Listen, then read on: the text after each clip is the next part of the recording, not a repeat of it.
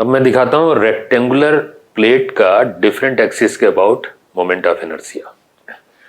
तो कुछ ये देखें, अभी मैंने आपको दिखाया था कि एक ही प्लेट के रोटेट करने के कितने तरीके हो सकते हैं, तो सबका अपना मोमेंट ऑफ इनर्शिया होगा।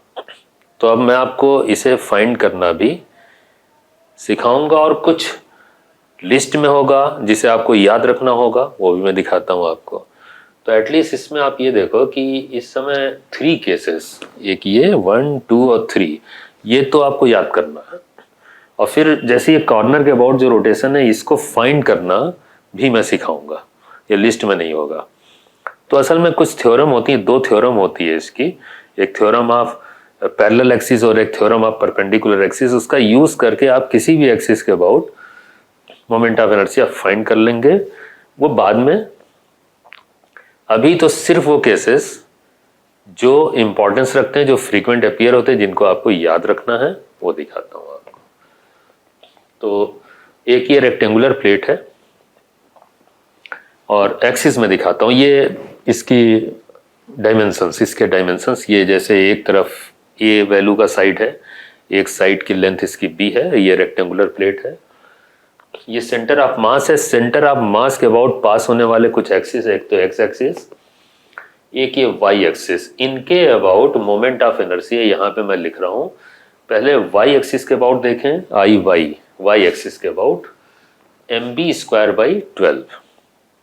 अगर आप ये ध्यान से देखो तो ये एक्सप्रेशन वैसा ही है जैसे रॉड का लिखा था हम लोगों ने सेंटर ऑफ मास के अबाउट।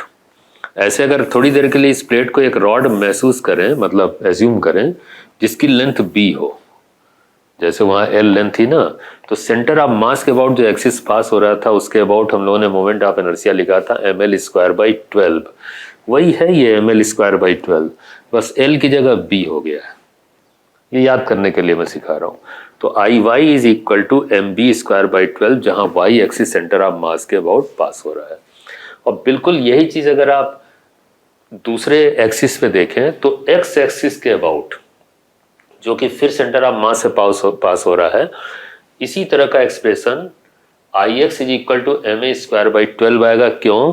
क्योंकि एक्स एक्सिस के अबाउट लेंथ जो है a पड़ रही है, जबकि वाई एक्सिस के अबाउट इसी प्लेट की लेंथ b थी।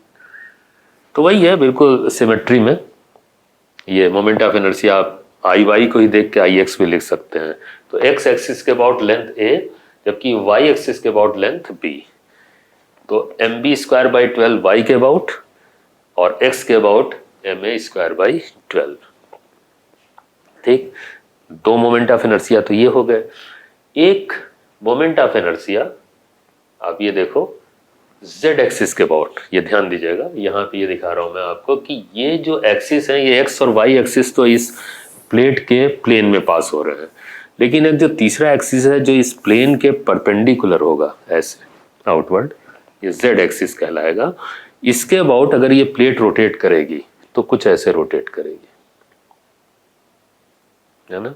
तो इस एक्सिस के अबाउट मोमेंट ऑफ इनर्शिया अगर आप लिखते हो तो उसका एक तरीका होता है, ये जो x और y एक्सिस के अबाउट मोमेंट ऑफ इनर्शिया है ना, इनको आप जोड़ दो, ये देखो, तो z एक्सिस के अबाउट मोमेंट ऑफ इनर्शिया आ जाता है कुछ ऐसे ma²/12 mb²/12। ये ix है और ये iy है। इन दोनों को जब आप ऐड करेंगे तो m/12 कॉमन आ गया, तो ये हो गया expression m/12 bracket a² + b²। ठीक, तो ये moment of inertia z axis के अबाउट हो गया। और ये क्यों जोड़ दिया, ये तब आप सीखोगे जब मैं आपको थ्योरम ऑफ परपेंडिकुलर एक्सिस सिखाऊंगा। ये थ्योरम ऑफ परपेंडिकुलर एक्सिस से ही लिया गया एक्सप्रेशन है ये। अब ये क्या होता है ये बाद में आएगा, लेकिन अभी फिलहाल ये जाने, ये एक्स और वाई एक्सिस के अबाउट अगर आप मोमेंट ऑफ इनर्शिया को जोड़ देते हो तो z एक्सिस के अबाउट आ जाता है। ठीक है, मोमेंट ऑफ इनर्शिया। और एक एक्सिस और एंड के अबाउट, तो एंड के अबाउट मोमेंट ऑफ इनर्शिया होता है, मतलब एक साइड है इसकी, उसके about moment of inertia mv²/3। फिर एक बार याद करें कि ये एंड था और ये रॉड था जिसकी लेंथ l थी, तो मोमेंट ऑफ इनर्शिया क्या होता था, ml²/3। अब वो लेंथ की जगह वो b आ गया है ना। तो वही है कि इस एंड के अबाउट एक्सप्रेशन वैसे ही रॉड वाला ही चलता है, लेंथ बी है ना, तो वही एक्सप्रेशन आ गया mb²/3। ऐसे ही अगर मान लें ये वाला साइड आप लेते तो इस साइड के अबाउट लेंथ a हो जाती, तो एक्सप्रेशन हो जाता ma²/3। ये तो उसी बात को दिमाग में रखते हुए रॉड वाला आप ऐसे लिख सकते हो एक्सप्रेशन। ठीक है, ये याद करने का तरीका है।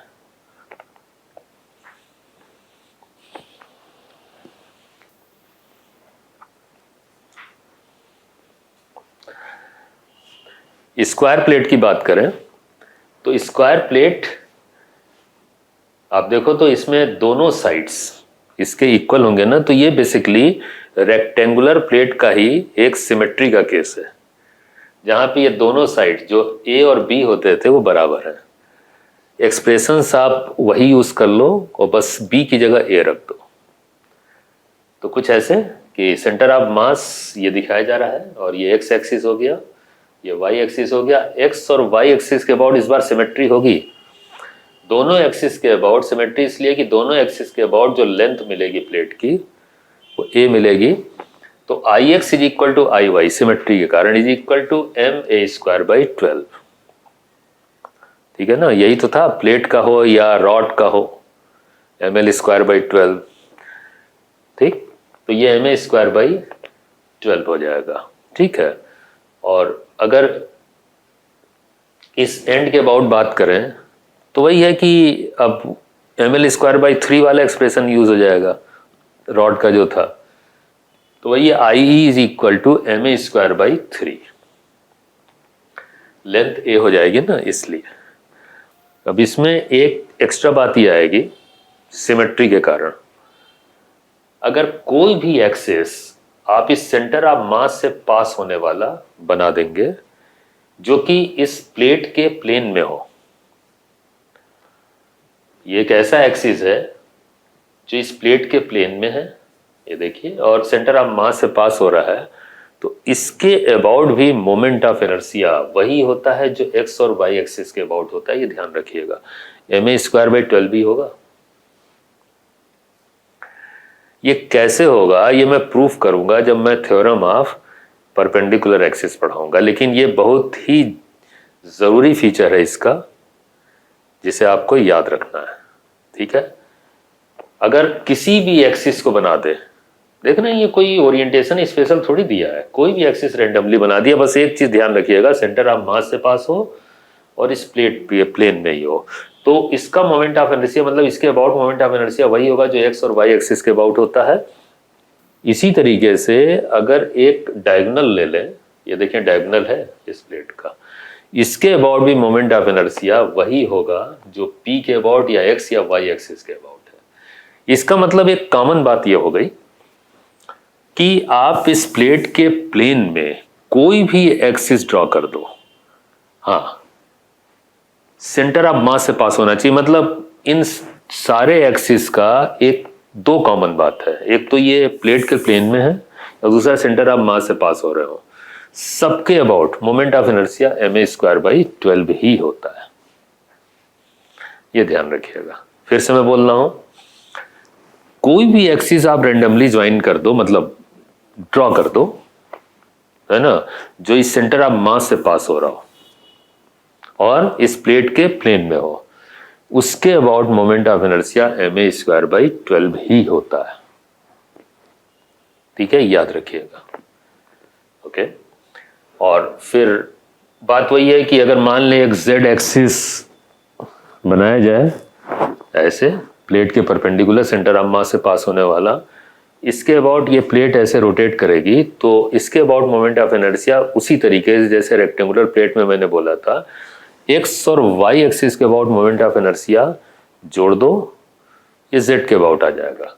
तो वो था आई एक्स प्लस आई वाई, ये जोड़ने पे क्या आएगा देखिए रिजल्ट, ma²/12 ma²/12, ये दोनों बराबर थे ना सिमेट्री होने के कारण, इनको ऐड कर देंगे तो आई जेड, ये देखिए m/12 कॉमन ले लिया तो ये ट्वाइस a² हो गया, ये हो जाएगा ma²/6,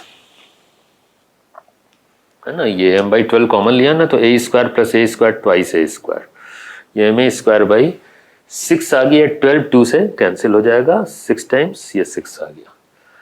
ये एक्सप्रेशन बहुत इंपॉर्टेंस रखता है।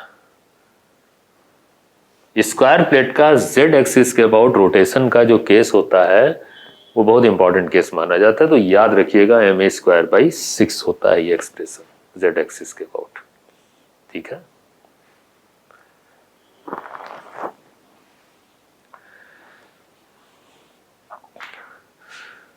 क्वेश्चन है आईटी में आया हुआ, the moment of inertia of a thin square plate ABCD, ये एक प्लेट है, स्क्वायर प्लेट है ABCD of uniform thickness about an axis passing through the center O and perpendicular to the plane of the plate। इस कह रहे हैं कि ये जो प्लेट दी हुई है इसके सेंटर से परपेंडिकुलर पास होने वाले एक्सिस के अबाउट मोमेंट ऑफ इनर्शिया आपको बताना है। किसके टर्म्स में? ये कुछ और एक्सिस दिए हैं, एक्सिस 1, एक्सिस 3, एक्सिस 4, एक्सिस 2, उनके अबाउट ये मोमेंट ऑफ इनर्शिया लिखा हुआ है। कह रहे हैं कि बताएं इन मोमेंट ऑफ इनर्शिया से कैसे ये सेंटर के अबाउट जो मोमेंट ऑफ इनर्शिया है जो इसके परपेंडिकुलर है प्लेन के, संबंधित है, ये रिलेटेड है। तो अभी अभी आपने देखा कि एक्स और वाई एक्सिस के अबाउट मोमेंट ऑफ इनर्शिया जोड़ने से ये जेड के अबाउट मोमेंट ऑफ इनर्शिया आ जाता है। ये वो पॉइंट जेड ही तो हो गया, ये जेड एक्सिस। तो इस हिसाब से देखा जाए तो 3 और 4, ये देखें I3 और I4, ये दोनों जोड़ने से ये मोमेंट ऑफ इनर्शिया आ ही जाएगा। लेकिन आईटी का क्वेश्चन ये मोर देन वन करेक्ट का हो सकता है, और भी चेक कर लेते हैं। क्या ये I1 और I2 के भी जोड़ने से आ जाएगा? I1 और I2, यस, इसलिए आ जाएगा क्योंकि अभी आपने ये सीखा है कि स्क्वायर प्लेट के केस में कोई भी एक्सिस हो, ये 1, 2, 3, 4, जो कि इस प्लेट के प्लेन से पास हो रहा हो और सेंटर ऑफ मास से ही पास हो रहा हो, है ना, उन सबके about moment of inertia same होता है। इसका मतलब है कि I1 हो चाहे I2 हो या I3, I4, ये सब इक्वल मोमेंट ऑफ इनर्शिया रख सकते हैं। अगर ये I3 + I4 होगा तो फिर ये I1 + I2 भी हो सकता है, क्योंकि I3 I1 के बराबर, I4 I2 के बराबर होगा स्क्वायर प्लेट के केस में। ये रेक्टेंगुलर प्लेट के केस में नहीं हो सकता। ऐसी तरह से I3 को I1 भी रख सकते हैं और I4 को I3 भी रख सकते हैं, क्योंकि सभी मोमेंट ऑफ इनर्शिया सेम है। तो किन्हीं भी दो का मोमेंट ऑफ इनर्शिया जोड़ के आप जेड एक्सिस के अबाउट यानी कि O के अबाउट मोमेंट ऑफ इनर्शिया ले सकते हैं। हाँ, ये चारों नहीं जुड़ जाएंगे, ये गलत है। ठीक है, तो इसमें जो आंसर होगा उसमें 3, A, B और C, ये तीनों पॉसिबल है, A, B एंड C।